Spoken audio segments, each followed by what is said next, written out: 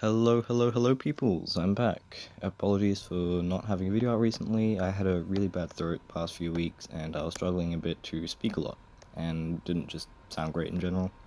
Also, I had my end of year school tests and a school 5-day trip, but I'm back and here's a video today. Today I'll be doing a review on the J-35D in War Thunder, a supersonic fighter aircraft flying for Sweden at a battle rating of 10.3. Please like and subscribe, it literally doesn't cost you anything, and as I am still a very small YouTuber, it genuinely helps out a lot. I think this plane has a really fascinating history, so this segment will be a bit longer than usual.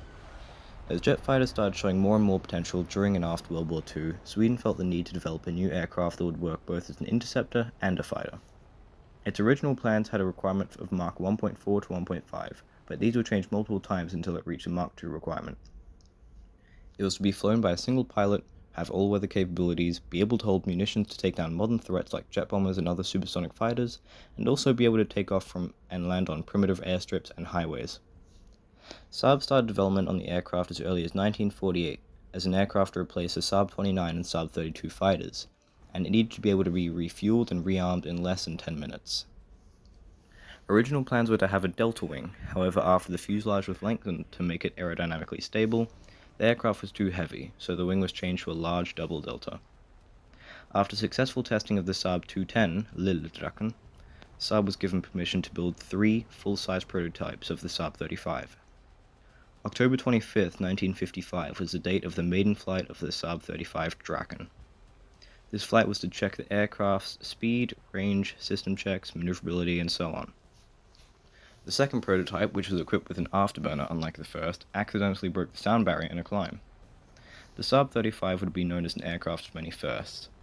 It was the first Western European-built combat aircraft with true supersonic capability to enter service, and the first fully supersonic aircraft to be put into service in Western Europe. It was the first double delta wing combat aircraft, the first aircraft to be able to perform the infamous Cobra maneuver, and one of the first aircraft to break Mach 2 in level flight. The name Draken has a double meaning. It is both the dragon and the kite.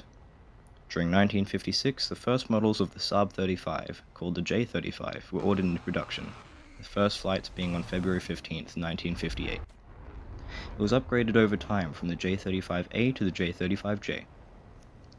There were multiple export variants, the Saab 35H from the Swiss Air Force, the 35X, which was effectively just a J-35D for export, and the J-35XS for Finland, which we also have in War Thunder. The main operators of the Saab 35 were Sweden, Finland, Austria, and Denmark.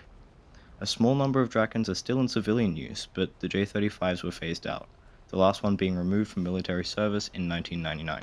In War Thunder, we have the J-35D Draken, a supersonic fighter aircraft in rank 7 of the Swedish tech tree. It has 260,000 research points to unlock, and 710,000 silver lines to purchase.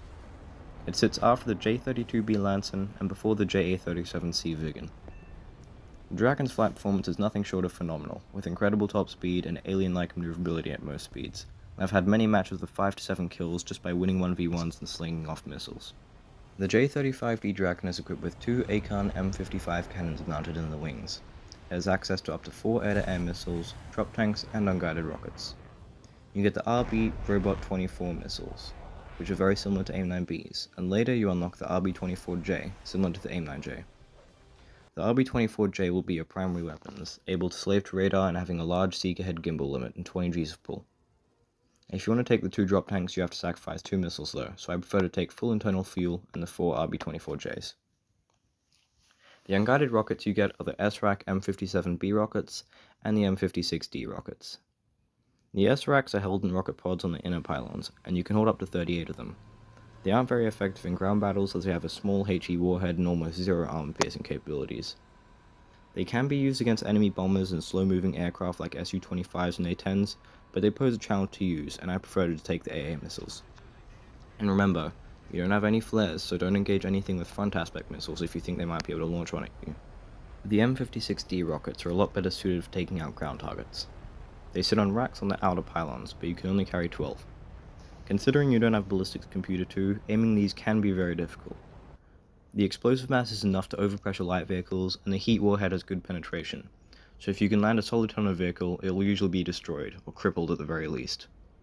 For air battles, I take a loadout of 4 RB-24J missiles, and for ground battles I take 12 M56D rockets and 2 RB-24Js.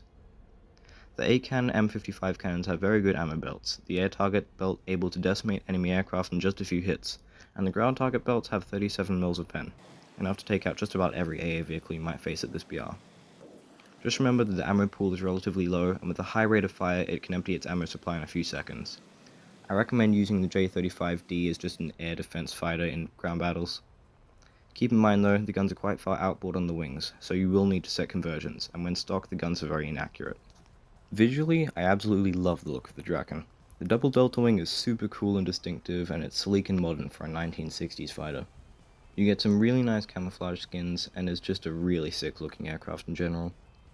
The cockpit has great all-around visibility, a large bubble cockpit, and the instruments and radar are clear and easy to find. You have a good radar with good search angles and range. Landing is quite easy, you get a good air brake and drag chute, and the gear only snaps above 500 km an hour. Something to note about the Draken, because it uses elevons on the ends of the wing surfaces, it doesn't have flaps, so no takeoff, combat or landing flaps are available. If you don't take the fuel tanks, I take full internal fuel, as this usually lasts me the whole match because of the afterburner, and I honestly wouldn't recommend taking the fuel tanks because of the decreased flight performance and the sacrifice of missiles. My conclusion on the J-35D Draken.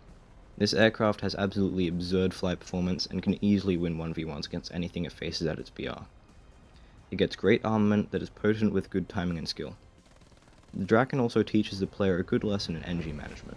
If you just try to pull 1000 Gs and lose your energy in one turn, you'll most likely lose a dogfight or get third partied. It's really easy to get into a dogfight, win, but then not have enough energy to pull up and hit the ground, or not have enough energy to deal with the other threats, making energy handling a big part in playing Draken. It requires skill, but once you get the hang of it, it's a super fun and rewarding aircraft to play. Thank you very much for watching. If you made it this far, please again consider liking and subscribing if you haven't already. Thanks again for watching, and see you in the next one.